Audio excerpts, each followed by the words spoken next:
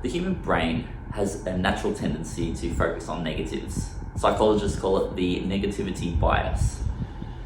If we think back to prehistoric days, man had to constantly look out for negatives, negative threats, things that could kill them. The more focused they were on those things, the longer they would survive. And over years, pass that down through genes. Quite often we'll see a negative, one little negative, that takes over our whole life and ruins our whole way of thinking, the way that we feel, and that could be in and amongst thousands of great good things. We always focus on those negatives. So how do we fix that? We know that it's not great for performance. So let's talk about why, and let's talk about how we can focus on the positives and improve our performance. Welcome to Ignite IQ.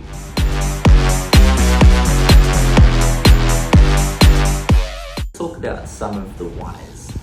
So why is it important to remain positive and focus on positives?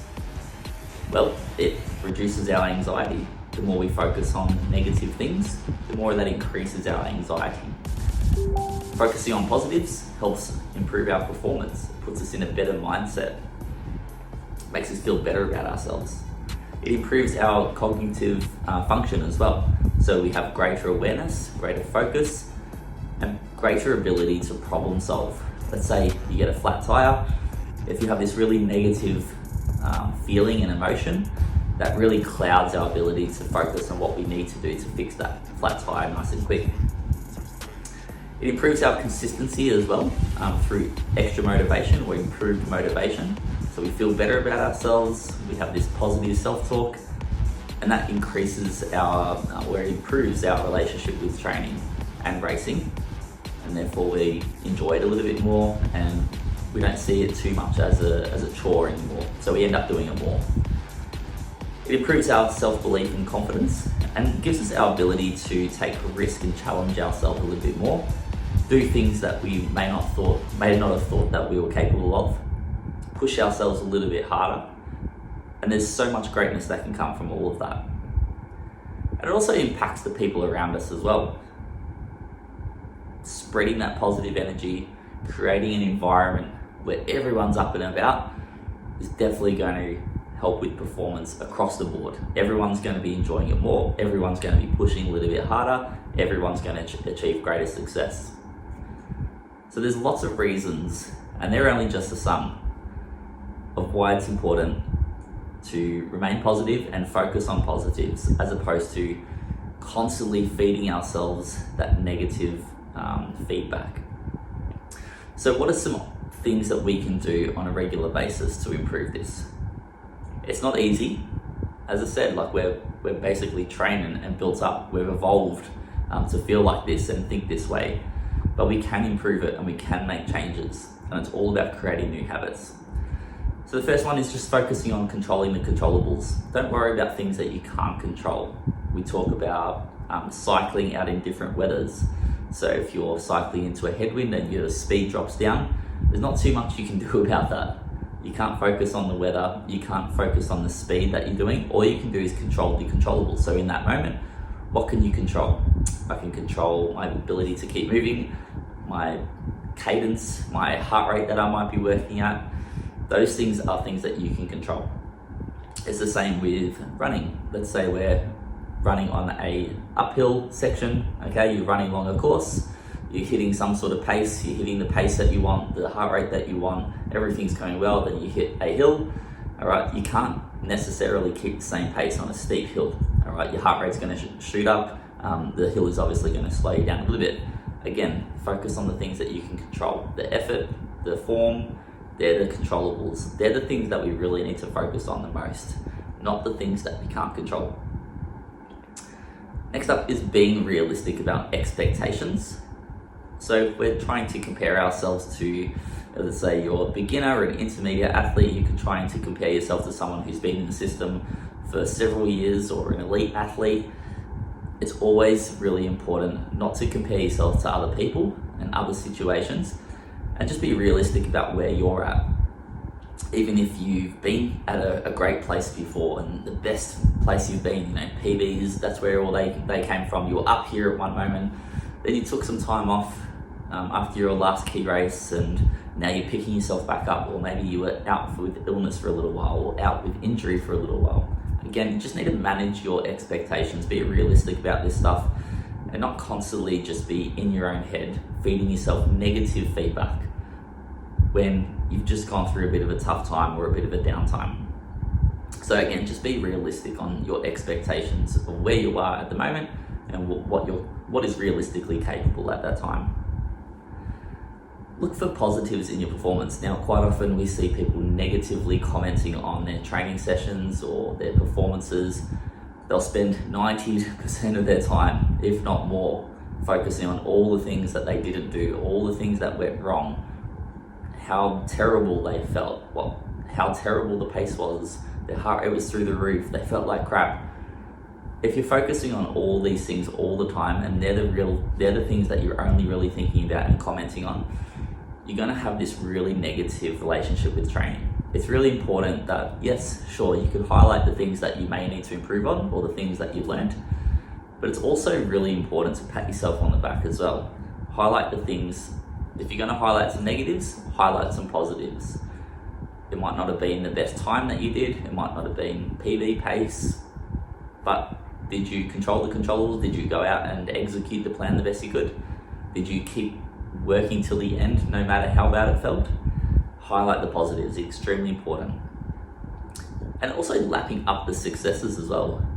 If you get yourself a PB, if you rock yourself up on the podium, even if you're the only one on the podium in a local event, for example, lap up the success, celebrate it, celebrate your wins, no matter how small they might be, or how insignificant you think they are, or what other people think. It's really important that you celebrate your wins, and that might not necessarily be a podium or a win or a PB or anything like that. It could just be getting to the finish after all the challenges that you've been through. Maybe you went through a whole bunch of challenges through your race. Maybe you went through a whole bunch of challenges in that 5 to 6 month lead up to that race.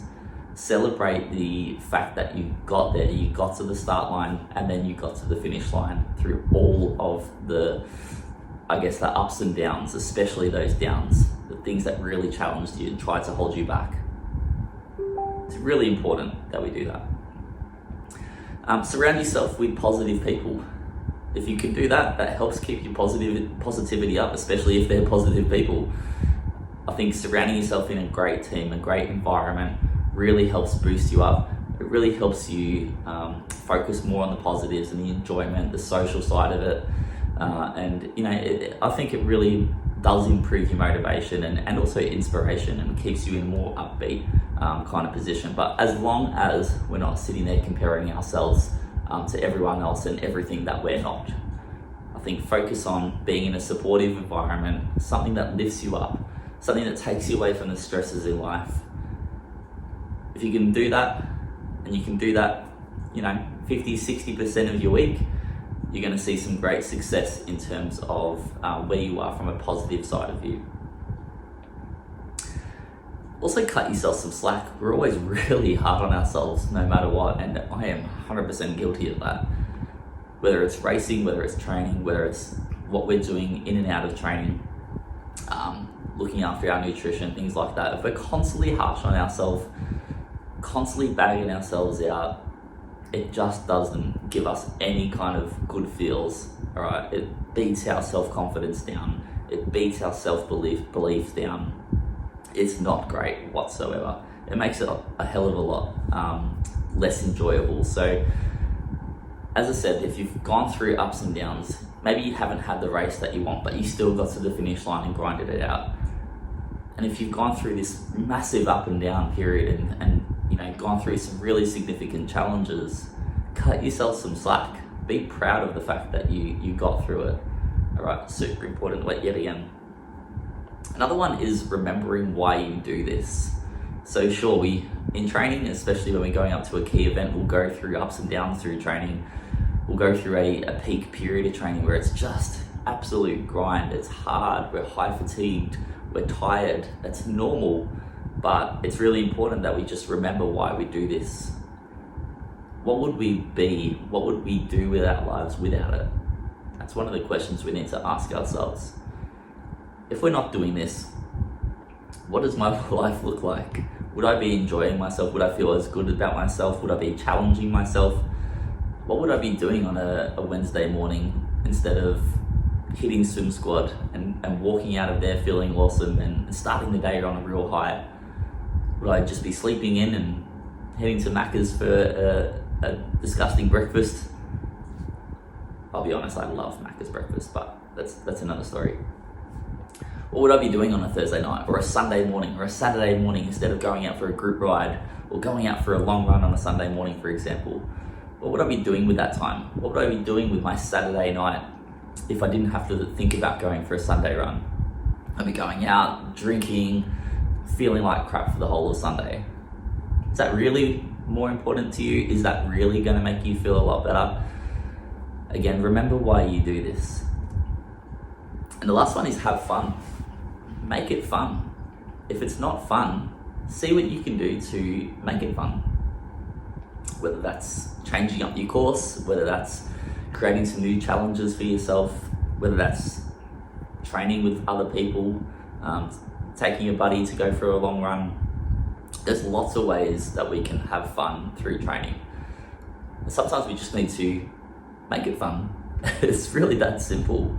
If I'm out there on a Saturday morning going for a ride, it's dark, it might be windy, it might be wet. If I sit there and think about how crap this is, oh my God, this is terrible, it's not going to get any better from there. But if I start to think about, this is all right, this is fun. It might rain on rain day, it might rain on race day. Then suddenly I start thinking, this is a good thing, this is fine, like this is good. Who else is out here doing this at the time? I'm getting more benefit than the people who have chosen to skip their session. And then you just play around and you just have some fun. There's lots of different ways, and I'm sure you can come up with 10 different ways over the next 5 minutes. If you were to sit there and write a list of how you could make a workout fun, you would come up with something. And sometimes it's just thinking about it.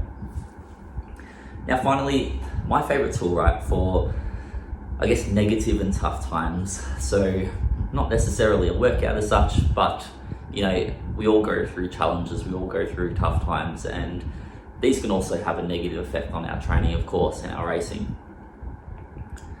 But one thing that I like to do, especially if I'm going through a really tough time, is have a list of 10 different things on a checklist that each day I try and tick off. They could be a range of things. They could be mindful meditation, could be eating 2 pieces of fruit, could be getting a workout in, no matter how good or bad it was. Could be getting a massage, the massage boots, like things that help with your positivity, things that are positive for your body, positive for your mind. I would write down 8 to 10 things that you could do that you know is going to have a positive impact on up here and all of here. You don't necessarily have to tick off 10 of those each day, but the more of those that you do, if you can tick off at least 50% of them, then at least you've done 5 or 6 good things for your body and your mind and your soul to help you keep moving forward. If you need help with that, feel free to reach out and I'll send you mine so you can have a look at it, compare notes, get some ideas and see if it helps you. All the best.